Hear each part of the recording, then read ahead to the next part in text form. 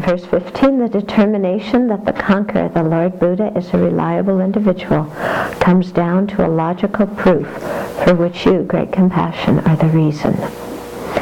So what this is referring to is a verse from Dinaga in his Pramana Samuccaya, one of the texts on reliable cognition, where he says, homage to the one who became reliable, who benefits sentient beings, the one gone to bliss, the teacher, the protector. Okay, so it was an homage that he paid to the Buddha at the beginning. Okay, so homage to the one who became reliable. So that's one epithet of the Buddha, the one who became reliable. And then what proves it are the next four epithets. Who benefits sentient beings, the one gone to bliss, the teacher, and the protector. Okay, so based on this praise, Dharmakirti, in his second chapter of the Pramanavartika, which is also one of the texts on valid cognition, he dedicated that chapter to proving that the Buddha was a reliable individual. Okay?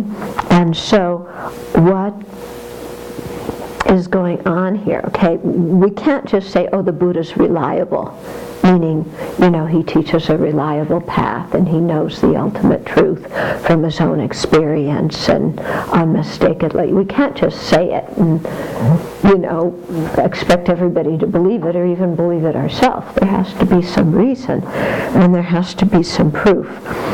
So the proof starts out with the fact of the epithet, who benefits sentient beings.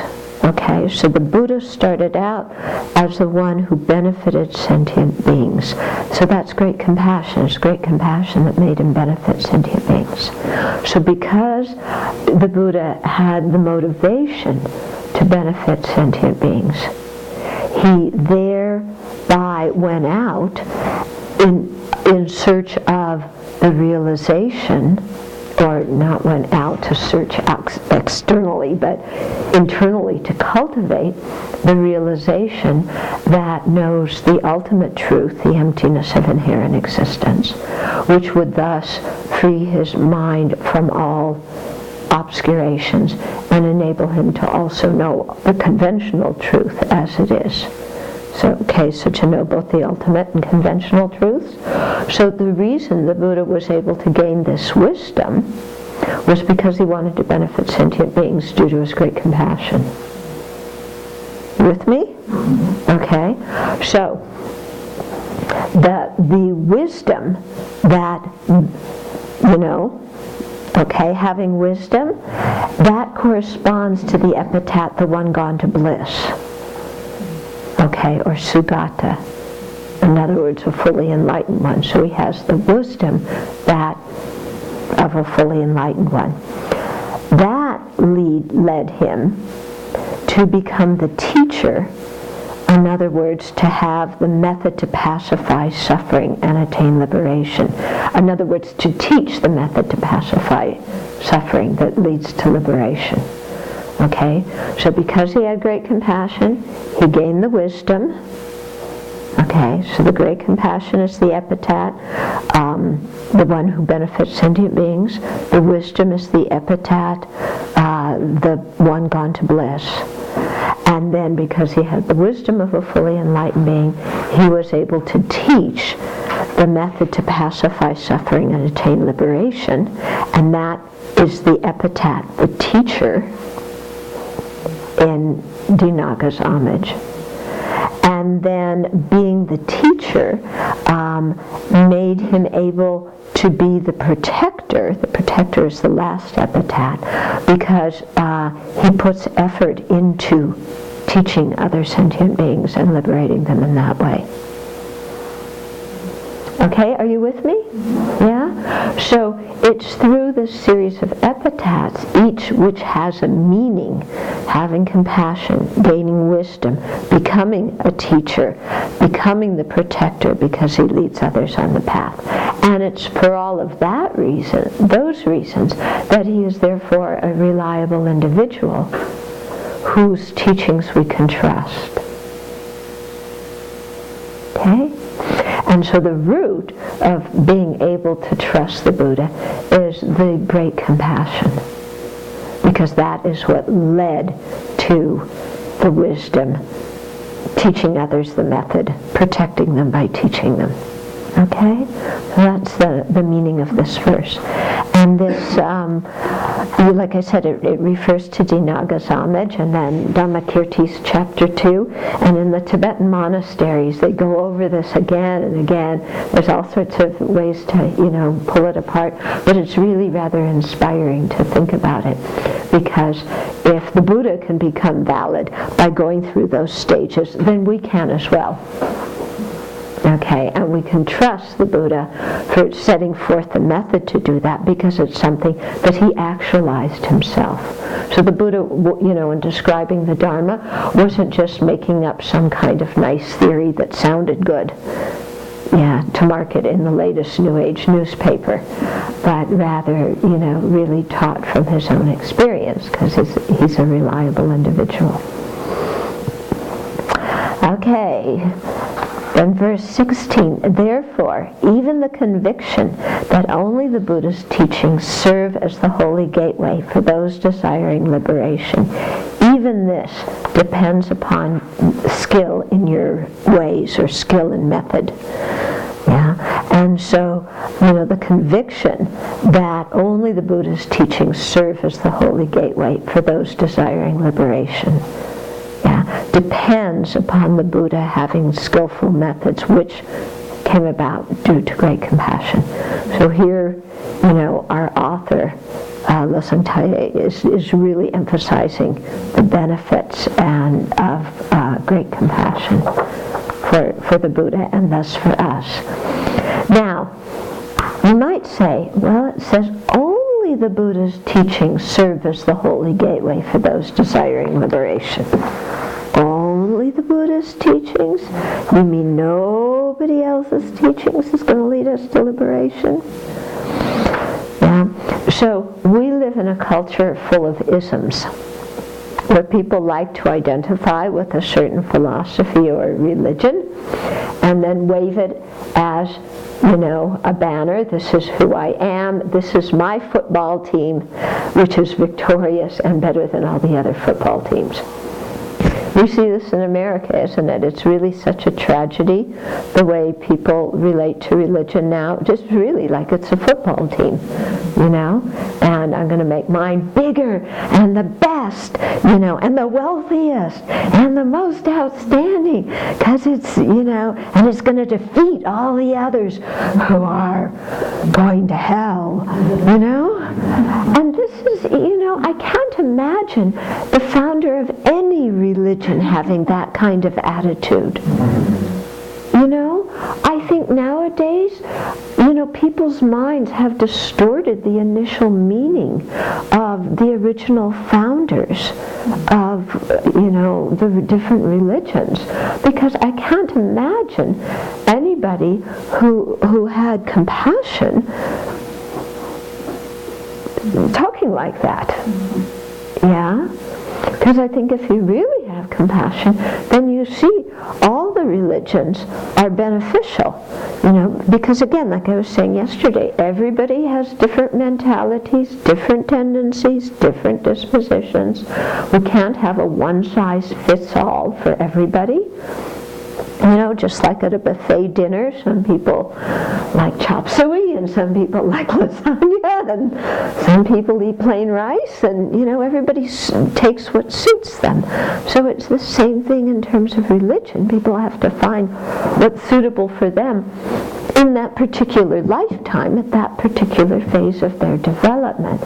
And so for an individual, any particular religion may be the best one for that person at that time, but we can't say that everybody should have that religion, because it may not be the best thing for every single person at that particular time in their spiritual development.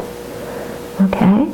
So I think, the great religious leaders, they understand that kind of thing, and they're trying to lead people in a skillful way to, continually increasing their compassion, continually increasing their wisdom.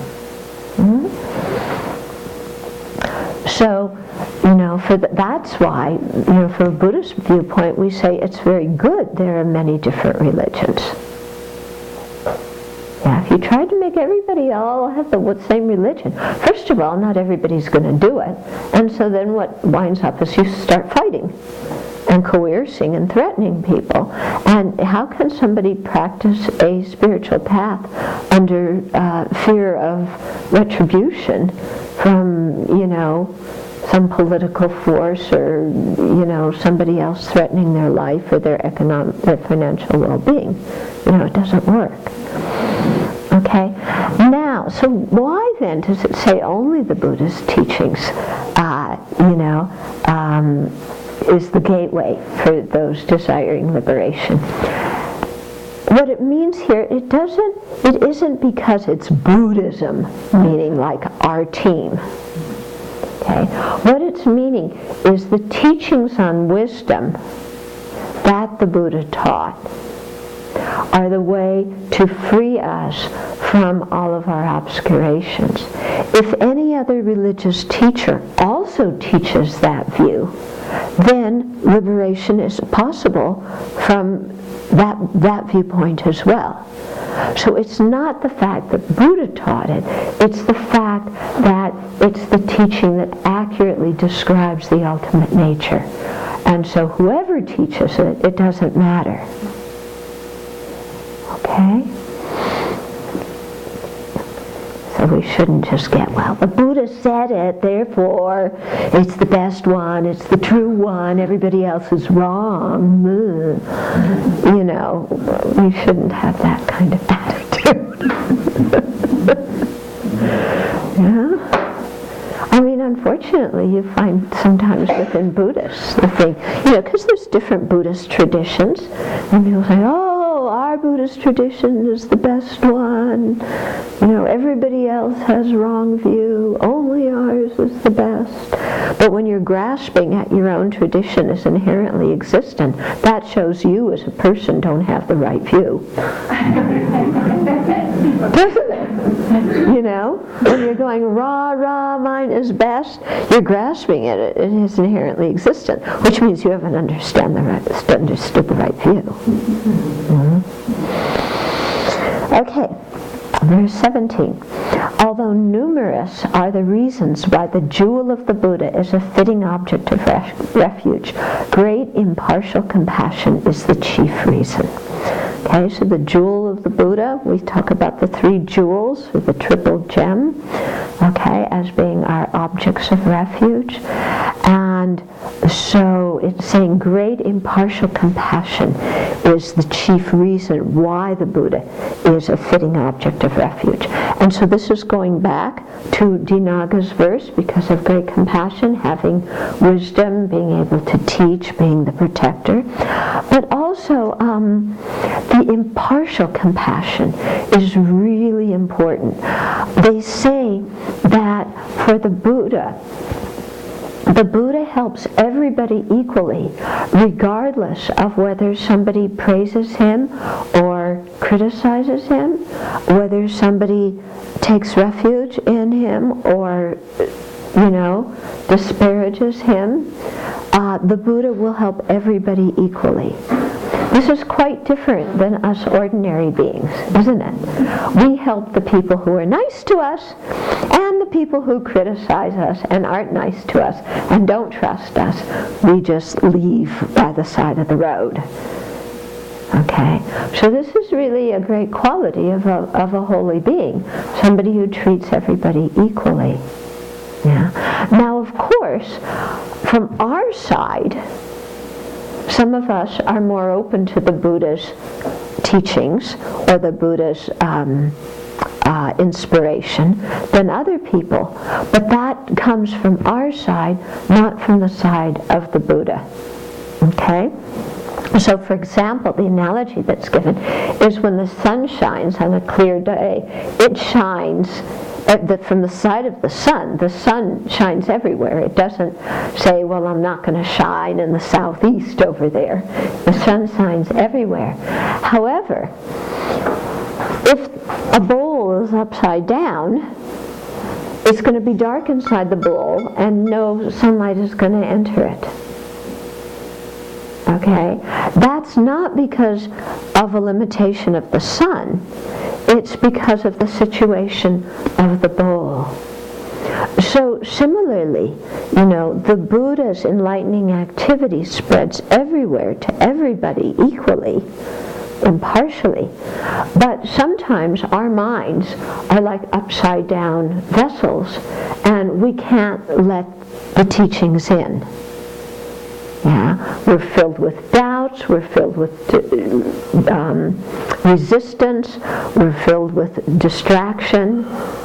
So none of this, if we're not receiving the Buddha's inspiration, it's not due to the Buddha's partiality, it's due to us having obstacles. So when we're purifying and creating merit, what we're doing is taking this upside down vessel of our mind and we're slowly going like this. And slowly going like this, and then finally like that, okay? So that's why we have to do purification practices like the prostrations to the 35 Buddhas and create merit like the mandala offering and making offerings and so forth, because those things affect our mind and make our mind more receptive. Okay. But from the side of the Buddha, we can always rely on and trust the Buddha's compassion that, even if we act like the biggest jerks in the world, which we're terrified of doing, from the side of the Buddha, it doesn't make any difference in the Buddha's compassion for us. Okay? So that's a good quality to trust in somebody, isn't it? Yeah? Okay. And then also, when the Buddha's compassion, it's not only impartial for all of us, but the Buddha has compassion for us because we are subject to the 3 types of dukkha. So this has come up before, so our situation of samsara, the 3 types of dukkha. There's also the 6 types, the 8 types, lots of ways. But the 3 types is a very good way to think. So there's the dukkha, or unsatisfactoriness of pain. So this is what all creatures recognize. Insects, animals, they recognize pain as something unsatisfactory. Mental, physical pain, everybody recognizes that and doesn't want it. Okay? Lots of times when we're cultivating compassion, we stop at that level of the meaning of dukkha and don't go beyond it. And just have compassion for people or living beings who are in physical or mental pain. But that's not the only meaning of dukkha. That's not the only unsatisfactory event.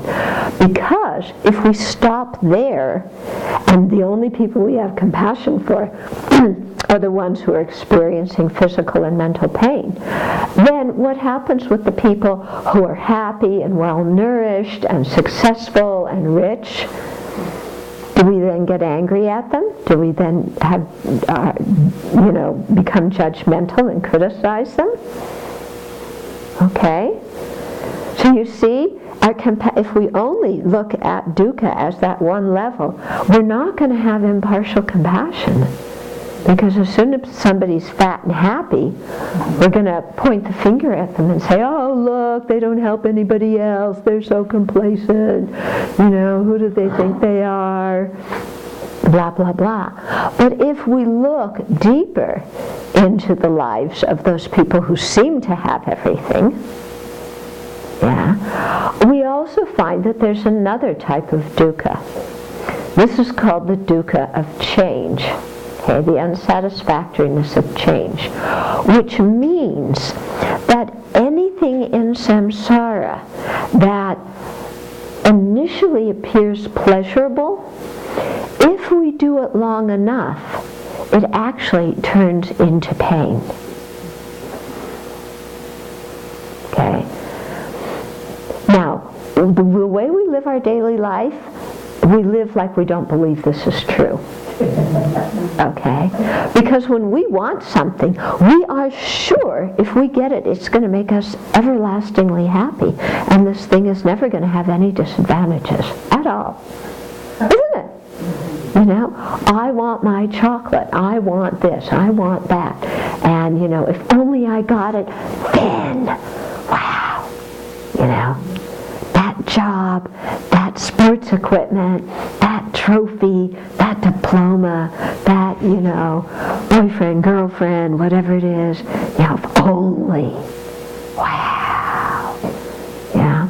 But the thing is that anything we have that initially gives us what we call pleasure, if we have it long enough, we realize that that is not inherently existent pleasure and that it actually turns into pain.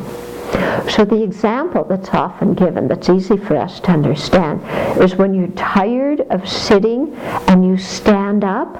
When you first stand up, you go, oh, my knees feel so good. I'm not sitting anymore. This is happiness. Okay? So you think this is happiness, but what's actually happening at that moment is the suffering of sitting down has stopped. And the suffering of standing up is still very small. Because if you continue standing up, then standing becomes painful, and all you want to do is sit down. Which shows that standing itself, it's not inherent happiness, is it? Yeah. So we go, oh yeah, standing, sitting, sure. What about food? Yeah, I want food. Yeah. But if you look at it, it's the same thing. When you're hungry and you first start eating, the suffering of hunger has stopped, you know, or at least been greatly reduced, and the suffering of being too full is very small. But if you keep eating, even your favorite food, after a while, you feel sick, you know, which shows that eating does not bring, you know, the happiness is not in the food, it's not in the eating, okay? Because that same action turns into something that brings pain. So if we look at anything in our world that we're attached to, that we're clinging and craving to, and we imagine doing it for 24 hours. Yeah. Our society says sex is the greatest thing. Imagine having sex 24 hours with no break. You know, that's going to be pretty painful, isn't it?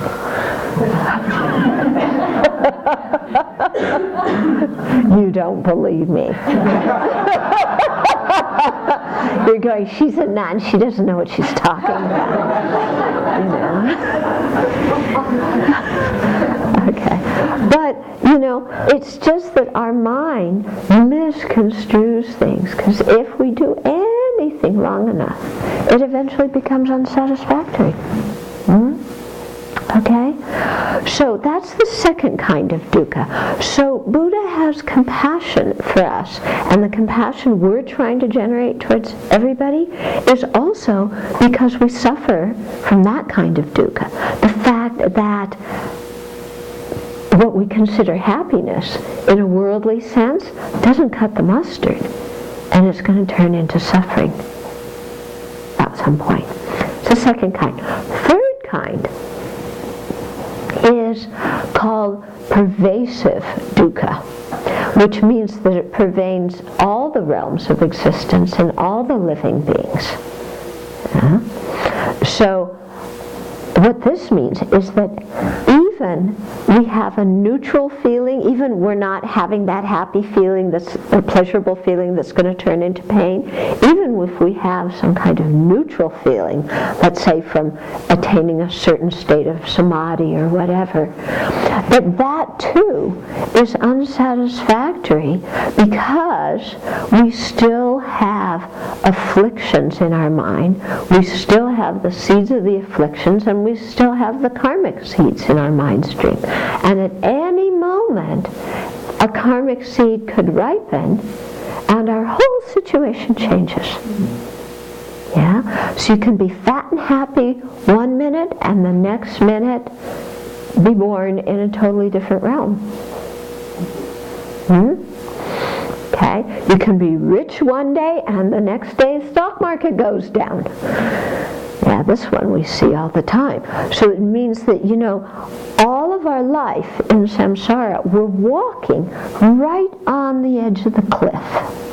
Yeah, even if we're happy, even if things are going well, because we still have the potential for pain in our mind, we still have the causes for pain in our mind, we're right there on the edge, and any small condition, we tumble off. Okay?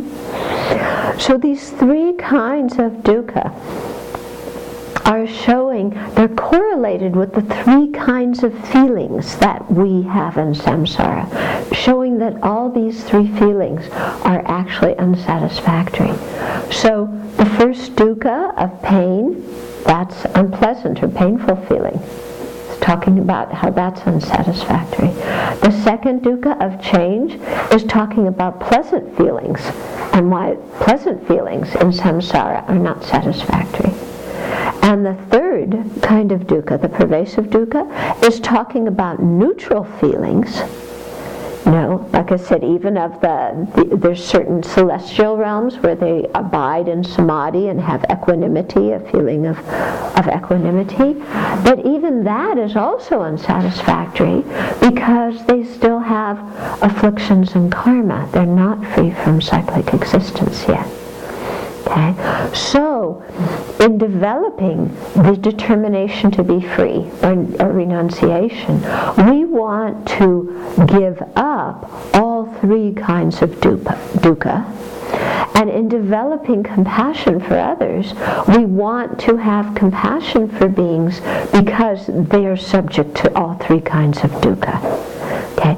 If we do that, then our compassion can be impartial, because we're not just favoring the people who are poor and sick and injured, but we're also have compassion for the CEOs who are responsible for the latest bank disaster. Okay? And we also have compassion for politicians and anybody else who we tend to push away from.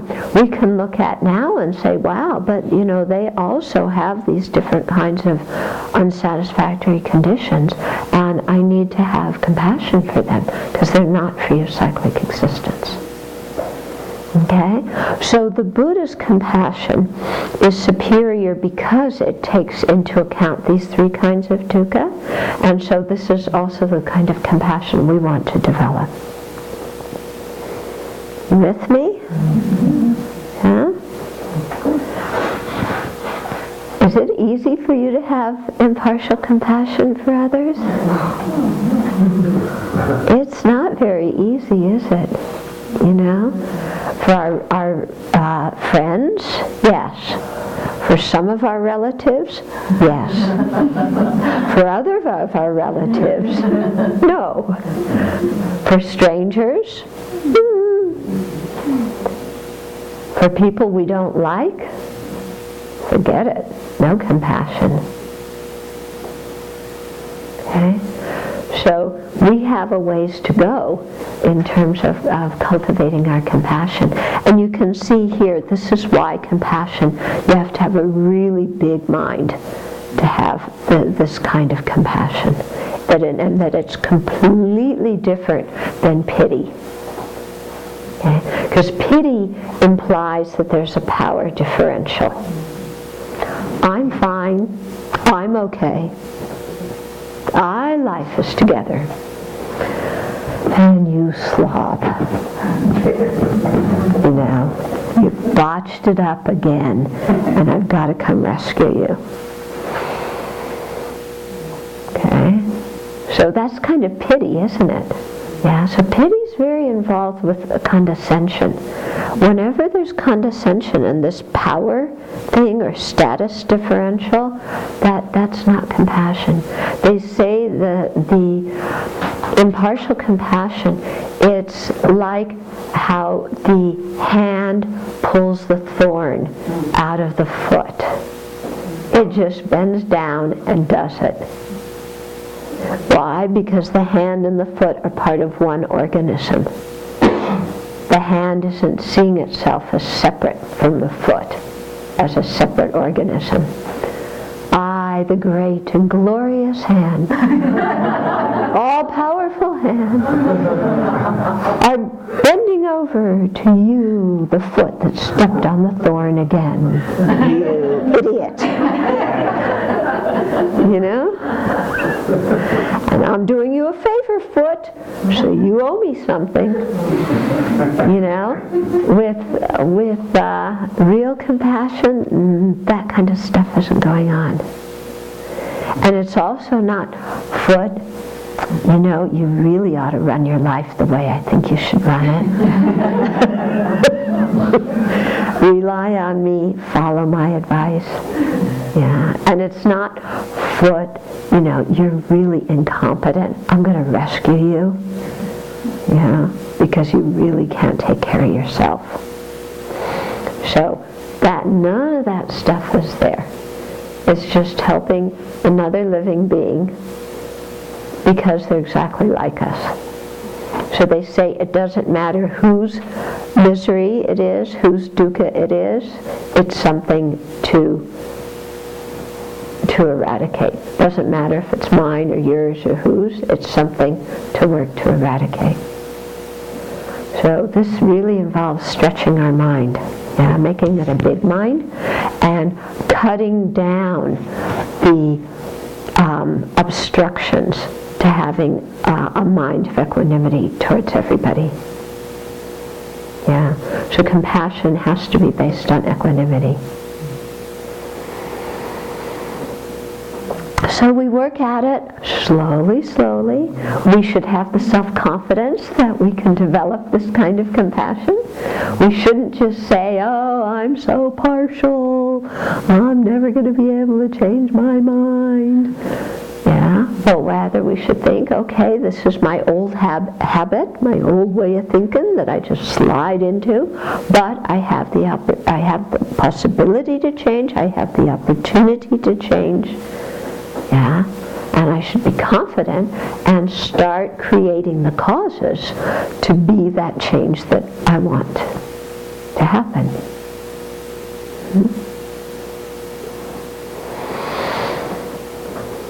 Okay. Verse 18, the same reason proves that the Dharma and the Sangha are also fitting objects of refuge. Hence, you, great compassion, are the chief arbiter distinguishing what is an object of refuge from what is not. Okay, so why are the Dharma and Sangha valid objects of refuge? Well, they also are rooted in great compassion. So remember Dharma, the key quality of Dharma is non-harmfulness. Everything is built upon non-harmfulness. And the quality of the Sangha here, Sangha means those beings who have realized emptiness directly.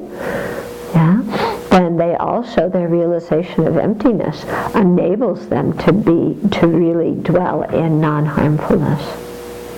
Okay? So even if they're arhats, they haven't yet become Buddhas, the principle of non-harmfulness is still very strong in them. Okay. Verse 19, although the hearers and solitary realizers can remain in meditative equipoise for many hundreds of eons due to the power of their samadhi, they have not paid you any attention and so are constrained to sleep for a long time in a gulf of peacefulness. Okay, so the hearers and solitary realizers, those are beings who are seeking their own liberation, and because that's their motivation, their own liberation, and they have renounced their own cyclic existence, then when they attain liberation, they can remain in their single-pointed meditative equipoise on emptiness for eons and just stay in that very blissful state, being liberated. Okay, but they haven't paid any attention to the great compassion. They have compassion. These people are not without compassion. They definitely have compassion, and more compassion than we do. Okay, but because they lack the great compassion that really motivates you to do something about the suffering of others, therefore they remain in the sleep, in quotation marks, of peacefulness. So peacefulness here refers to nirvana. Okay, they just stay in their blissful state of nirvana. Meanwhile, other sentient beings are still subject to the three kinds of dukkha.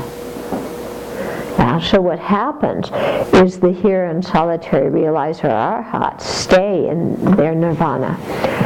And then at the right time, the Buddha comes and wakes them up.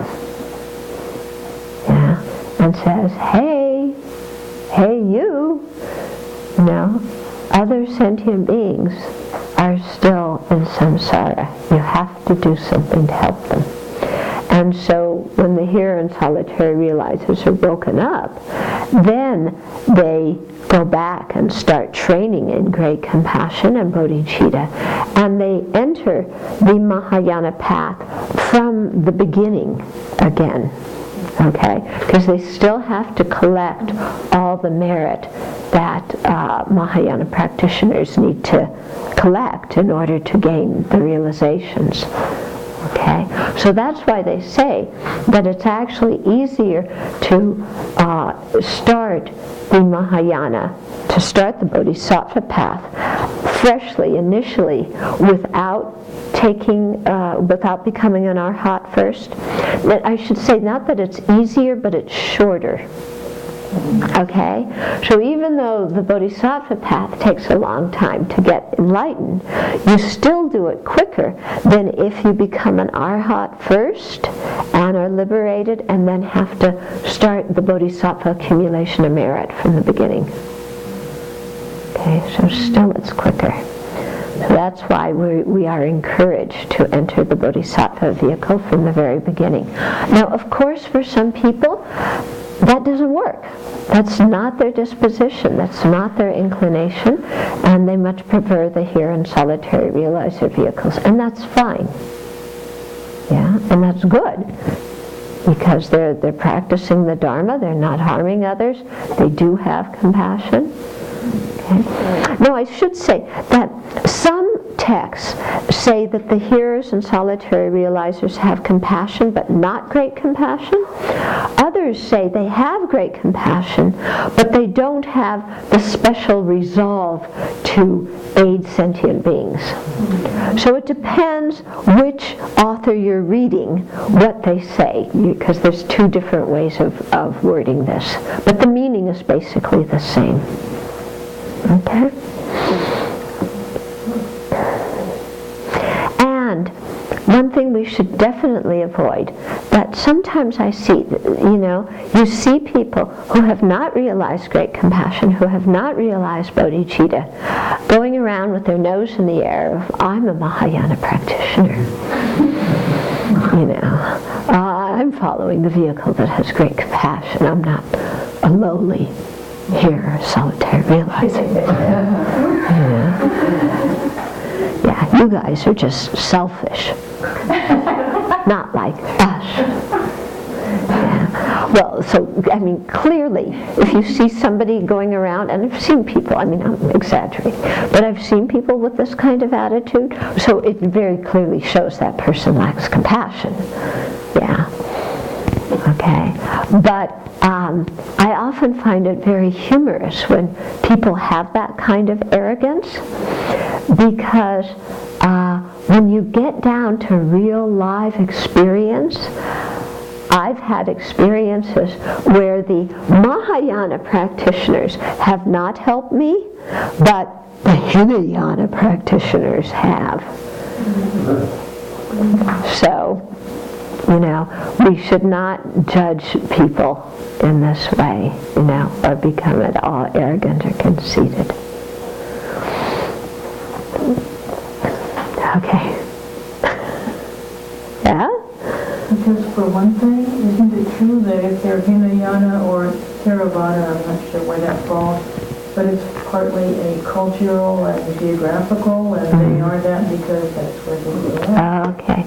Okay, so you're asking if Hinayana or Theravada is partly cultural because that's where they grew up. First of all, okay, let's look at the word Hinayana. I should have talked about this before. The term Hinayana only appears in Mahayana scriptures. Okay? It's translated as the lower vehicle. So only if you want to practice the upper vehicle do you see certain practices in people as lower. From the viewpoint of those people, they don't say we're Hinayana. And Hinayana is very disrespectful, and I think because we are trying to really be Buddhists in one big Buddhist family, that we should obliterate that word. What His Holiness Dalai Lama now uses is he talks about the Pali tradition and the Sanskrit tradition. Okay? So the texts that are written in Pali, that are mostly practiced, let's say in Thailand, Sri Lanka, Cambodia, and so forth. The texts that are mostly written in Sanskrit, that are practiced in China, parts of Vietnam, Japan, Tibet. Okay? So, but of course, those terms aren't exact either, because not all of the texts in the Sanskrit tradition were written in Sanskrit. Some were written in others, were translated from other Central Asian languages. But, just in general. Yeah. So I think that's a much better way. Or you could say the fundamental vehicle, and the universal vehicle, but you don't say the low vehicle. That's really not good. Also, there's the thing of that even from the perspective of the people who say, great vehicle and low vehicle, there's two ways of positing that. There is according to your philosophical tenets, and there's according to your motivation. Okay? So somebody, in Tibetan Buddhism, we have 4 philosophical tenet systems. None of the other kinds of Buddhism frame it exactly like this, but in Tibetan Buddhism, 4 philosophical tenet systems. 2 of those are called lower vehicle, 2 are called higher vehicle. So according to which view of emptiness or selflessness you have, somebody could be said to be lower or higher. Okay.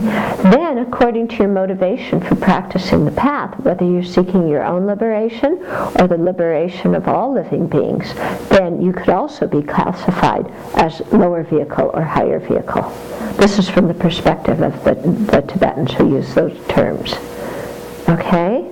So you could have somebody who has lower vehicle tenets, but a higher vehicle motivation. And you can have somebody who has higher vehicle tenets and a lower vehicle motivation. You could have somebody who has both, higher vehicle, both lower vehicle. Yeah. So again, there's all different sorts of flavors. Then we say, well, where does Theravada fit in this? Okay. The Tibetans kind of put Theravada in with lower vehicle, and they assume that the Theravadas have the view of the Vaibhasika and Sautantrika tenet systems, but that's not correct. Okay? It's very interesting when you look historically and you do some research, because when you look at the Theravada tenet systems, some are similar to Vaibhasika, some are similar to Sautrantika, some are not similar to either of those. Okay? So I don't think that it's fair to just subsume all the practitioners in Southeast Asia into lower vehicle. That comes because in previous centuries, the different Buddhists in different countries, they don't know anything about each other's way of practice. Yeah, they didn't travel to other countries. Very few people from other countries came to their place.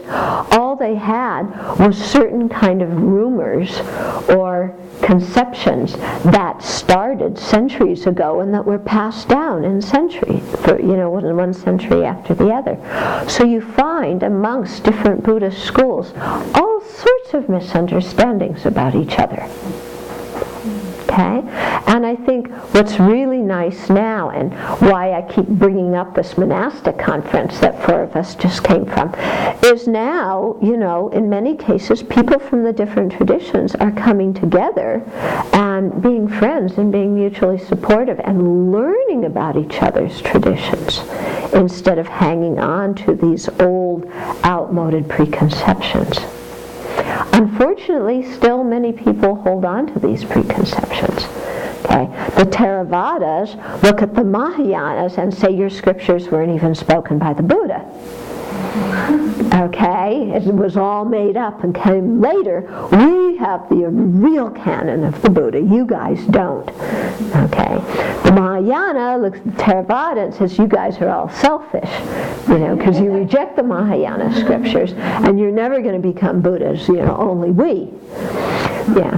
Then within the Mahayanas, the Chinese Mahayana looks at the Tibetan and say, you guys just practice magic and you practice tantra, and so you're just sleeping with each other and having sex and drinking all the time and practicing magic. Okay. And then the Tibetans look at the Chinese Mahayana and say, you guys are just practicing blank-minded meditation, which doesn't get you liberated. So it's just all these old, I've traveled a lot and I bump into people who hold these kinds of notions about the other schools. And you try and say, actually, that's not the right information. And sometimes they're well, but, I heard this, I read it, it's true. Yeah. So it was quite nice. It must have been maybe 1998, maybe 99. Venerable Shenyan, one great Chinese Chan master who passed away earlier this year, he organized a teaching for His Holiness in New York. And on the last day of the teaching, the two of them had a dialogue in front of the whole audience. And it was really nice because His Holiness was asking Master Shenyan, well, how do you practice samadhi? And is it just blank-minded meditation where you're trying to get rid of all thoughts? Because, from the Tibetan viewpoint, way back in the 8th century, there was a debate at Samye between the followers who learned from India and the followers who learned from China, and the king decided that the Indian followers had the correct view, so, Hoshang, the Chinese one, was banished. He ran away. Yeah, but so because from the 8th century, so they have this idea that that's exactly how all the modern Chinese meditators meditate.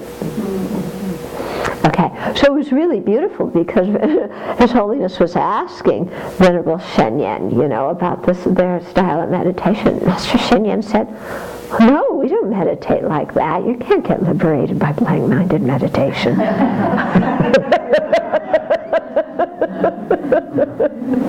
Yeah, it was really very nice. Okay.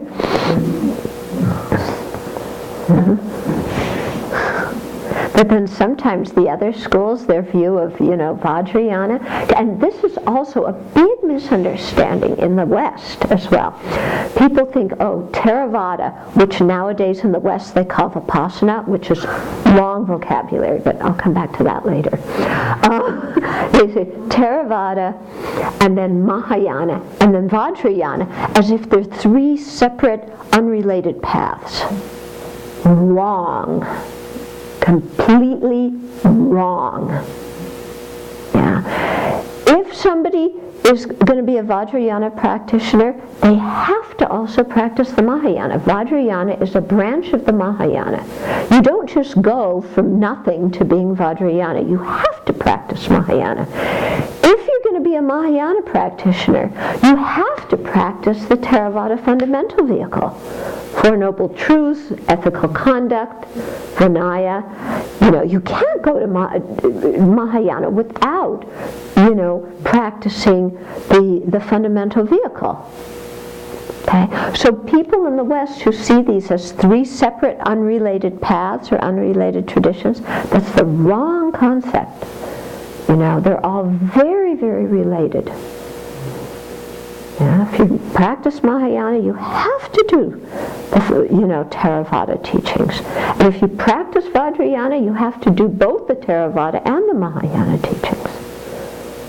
Okay, because these are built upon each other. So that's really important.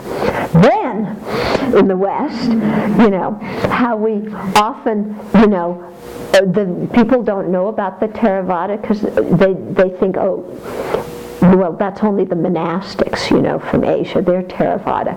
But Vipassana, what they call Vipassana, is very important in American Buddhism. Vipassana is actually a meditation technique. Yeah, and all the Buddhist traditions have Vipassana. Okay, Vipassana means insight. Yeah, specifically insight into the nature of reality. All the Buddhist traditions teach insight.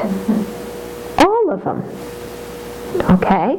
They have different ways of teaching insight. The meditation may be different, but they all have Vipassana. The reason that in the States they've kind of made Vipassana a separate tradition is because some people years ago, decades ago, went to Burma and Thailand, studied with Theravada masters.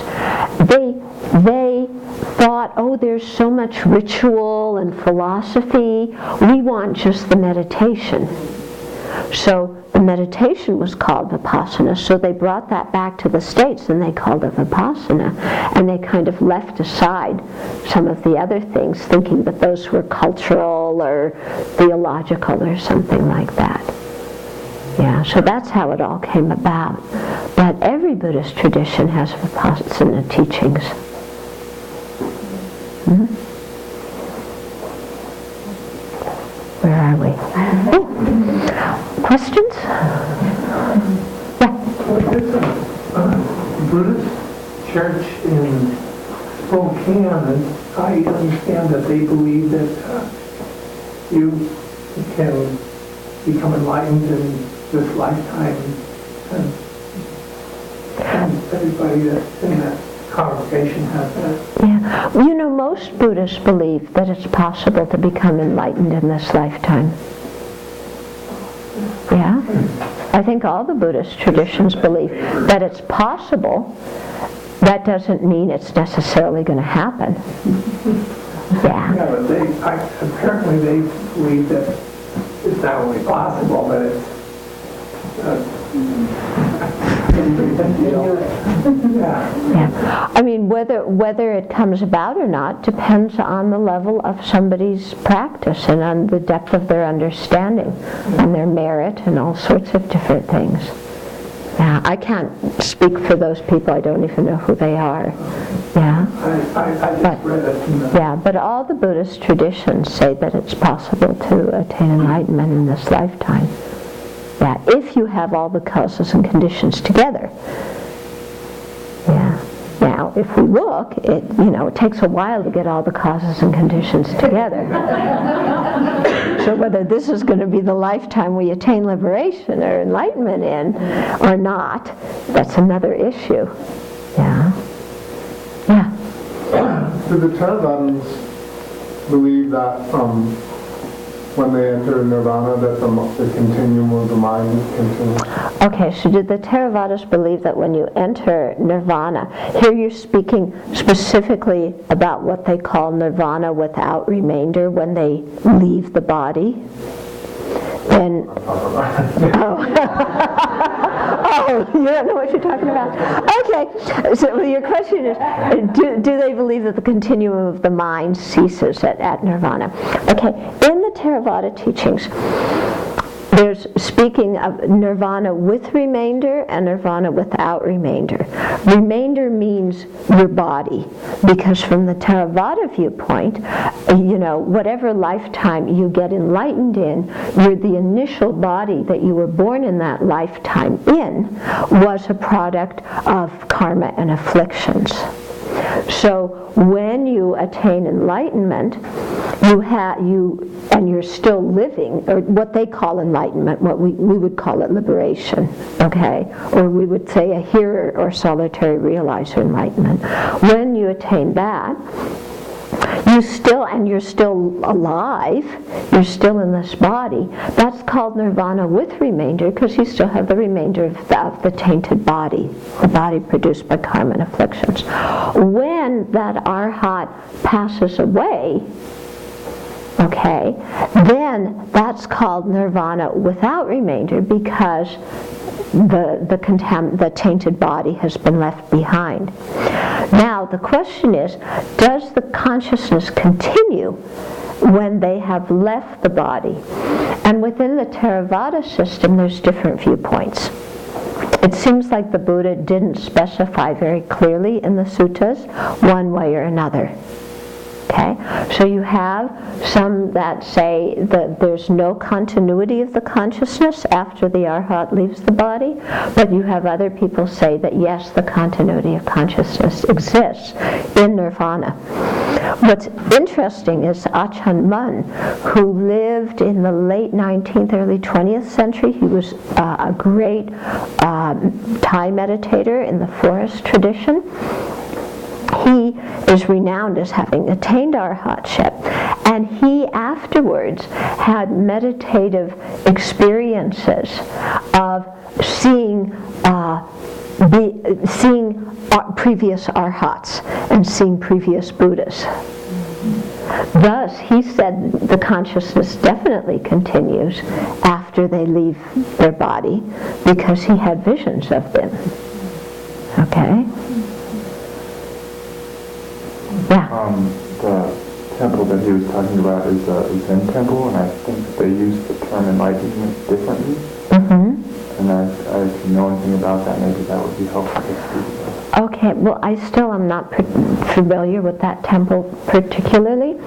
The word enlightenment, can get used in different ways by different people at different times, and some people may refer to the first moment of realizing emptiness as enlightenment.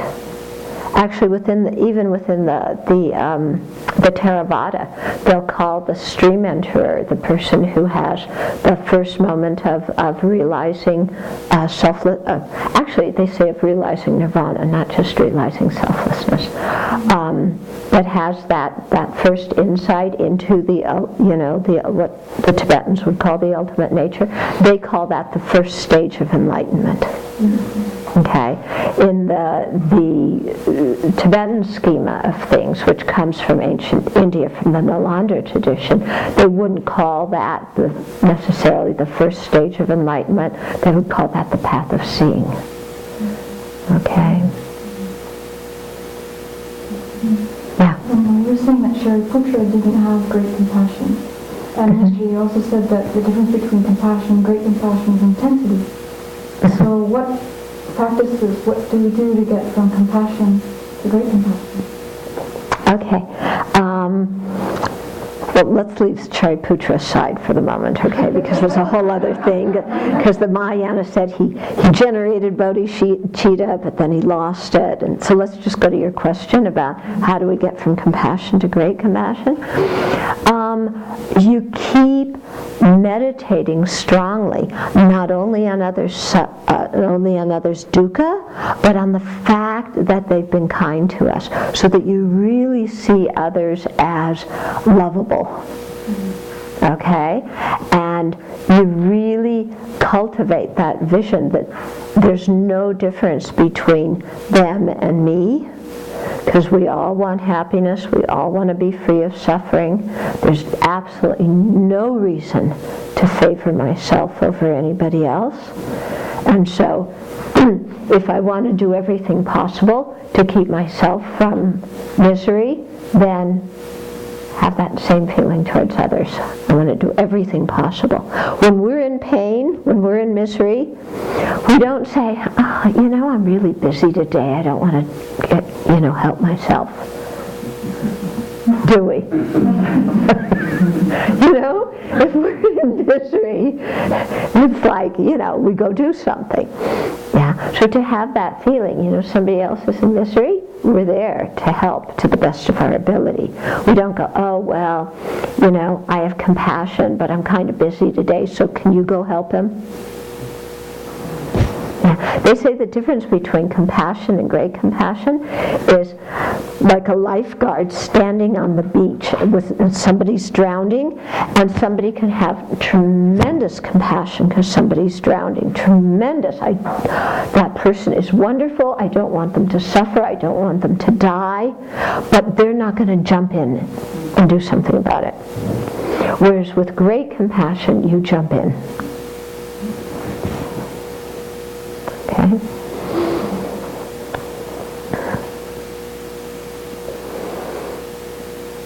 It's really amazing to think that we have the potential to do that, isn't it? Yeah?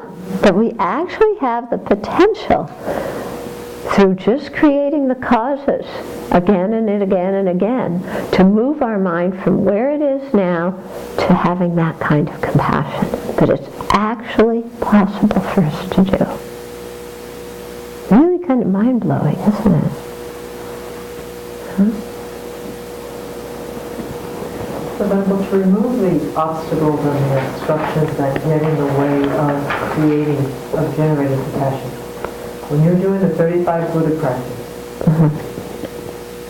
self-centered thought, self-grasping ignorance, you can really start being very, very specific because those obscurations are what is in the way of cultivating that. So when you do 35 Buddhas of Vajrasattva, those are the things that you do the regret and that you put your attention on the harm that you caused through the self-grasping ignorance, through the self-centered thought, and that's the way to start getting this dull, total indifference, I don't care, forget you sort of feeling. Yeah. When you're purifying, you think of specific actions, and you think of your underlying motivations, and you think of the things that underlie your motivations, the self-centered thought, the self-grasping ignorance. You have regret for the whole kit and caboodle, okay? And so then you make the determination not to do those actions again, and together with that you make the determination to really try to not let yourself fall under the sway of the self-centered thought, and to be able to identify the self-grasping ignorance and apply the antidote to it. Yeah.